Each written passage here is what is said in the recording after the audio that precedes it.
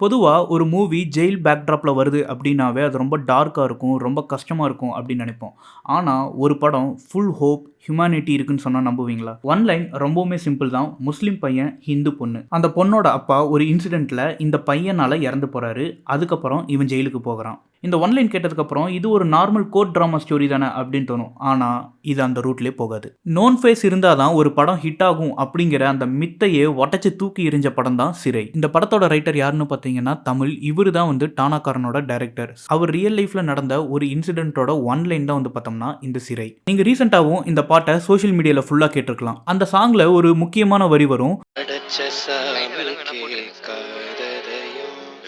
படிச்ச சாமி கேட்டதே. கடவுள நம்ம எங்கெங்கேயோ தேடிக்கிட்டு இருக்கோம். ஆனா நம்ம சொசைட்டில நம்ம கூட இருக்கிற ஒருத்தரா கூட அது இருக்கலாம்னு சொல்ற வரி தான் இந்த லைன். இந்த மூவியே ஒரு ஹோப்ப பத்தி தான் பேசுது. அது எல்லாத்தையும் எடுத்துட்டு வந்து கிளைமாக்ஸ்ல ஒரு பஸ் சீன்ல அந்த ஹோப் மொத்தத்தையும் அங்க வச்சிருப்பாங்க. அதே மாரி படம் முடிஞ்சு வெளிய வரும்போது இந்த படம் ஒரு சோல்ஃபுல்லான மூவியா மாறுறதுக்கும் அந்த பஸ் சீன் தான் காரணம். இந்த மூவில ஹீரோ, ஹீரோயின் 2 பேருமே ஜெயில்ல இருக்கிற மாரி தான் அவங்கள ட்ரீட் பண்ணியிருப்பாங்க. ஃபார் எக்ஸாம்பிள் ஹீரோ சட்டத்தினால ஜெயில்ல இருப்பாரு. அதே அந்த பொண்ணு வெளிய இருந்தாலும் சமூகத்தினால அதே ஜெயில்ல இருக்கும். சினிமா லவர்ஸ் ஹீரோ மேல இருக்கிற கிரேஸையும் அதே மாதிரி இந்த மூவி எவ்வளோ கலெக்ட் பண்ணுது அப்படின்ட்டு பார்க்கறதையும் நிப்பாட்டிட்டு இந்த மாதிரி நல்ல கதையை சப்போர்ட் பண்ணாங்க அப்படின்னா பல நல்ல மூவி நமக்கு கிடைக்கும். அது நம்ம சொசைட்டியை மேம்படுத்தும். ஏன்னா நம்மளும் சினிமாவும் ஒன்று தான். டைம் இருந்தால் ஜி5ல சிறை மூவி அவைலபிளாக இருக்குது, போய் பாருங்க.